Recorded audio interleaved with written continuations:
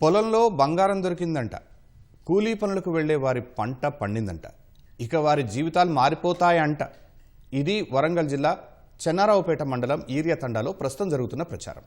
గ్రామానికి చెందిన ప్రతాపరెడ్డి అనే రైతు తన 6 ఎకరాల పొలాన్ని 2 రైతులకు కౌలుకిచ్చారు. వారు ఆ పొలంలో పత్తి పంట సాగు చేస్తున్నారు. పత్తి చేనులో కలుపు తీస్తున్న క్రమంలో కూలీలకు బంగారు ఆభరణాలు దొరికాయని ప్రచారం సాగుతోంది. అది ఆ నోటా ఈ నోటా పాకి భూ యజమానికి తెలిసింది. ఆయన కూలీల వద్దకు వెళ్లి ప్రశ్నించడంతో బంగారు ఆభరణాల గుట్టు రట్టయింది. అయితే కూలీలు మాత్రం తమకేం దొరకలేదని, చిన్న ముక్కలు దొరికాయని చెబుతున్నారు. అయితే ఆ భూమి పాత యజమాని వచ్చి దొరికిన బంగారంలో తనకు వాటా కావాలంటూ వాదనకు దిగారు. అనంతరం పోలీసులకు ఫిర్యాదు చేశారు. పోలీసులు గ్రామానికి చేరుకుని పొలాన్ని పరిశీలించి విచారణ సాగిస్తున్నారు. పోయిన సంవత్సరం నుంచి బాలు అని భద్రు అని ఇద్దరు 3 ఎకరాలు చేస్తారు. వాళ్ళకు ఏదో దొరికింది అని ఒక సమాచారం నాకు తెలిసింది.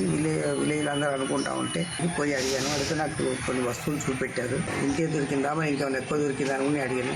సరే వాళ్ళలో ఏ దొరికింది అన్నారు. కంప్లైంట్ అయితే ఇచ్చి వచ్చాను, ఎస్ఐ గారికి చెప్పాను.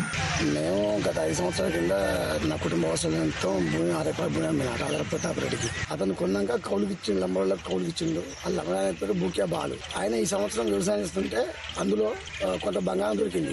దాన్ని ప్రతాపరెడ్డి వాళ్ళంతా కుమ్ముక్కై ఇది బయటికి రాకుండా మాకు వాటా ఇవ్వకుండా వాళ్ళే తినడం కోసం ప్రయత్నం చేస్తున్నారు. దీనిపై నిన్న సాయంత్రం పోలీస్ స్టేషన్లో పిటిషన్ ఇవ్వడం జరిగింది. అని బంగారం ఎక్కడ దొరుకుతుంది సార్? ఆశయంలో ఎక్కడో కలుపు తీసిన కాడ గింత బంగారం దొరికిందా? దొరికేది లేదు, ఏం లేదు. అన్ని డూబ్ మాటలు. ఒక్క మాటలు 50 మాటలు పుట్టిస్తారు. లేదంటారా? చిన్న గిన్నె ఈ పూసలు లెక్క దొరికింది సార్. బాబు వీళ్ళ అమ్మకు, ఇంకో అమ్మకేమో గిట్లాడిది ఉన్నది, మధ్యంది పోయింది. చుట్టూ ఒక గుడి వెళ్తుందో అది బంగారే ఉన్నదో ఎండిదే ఉన్నదో. వాడికే గింత కడ్డీలు దొరికినాయి. గింత కడ్డీలు కలుపు తీస్తా అంటే ఉంటాయా?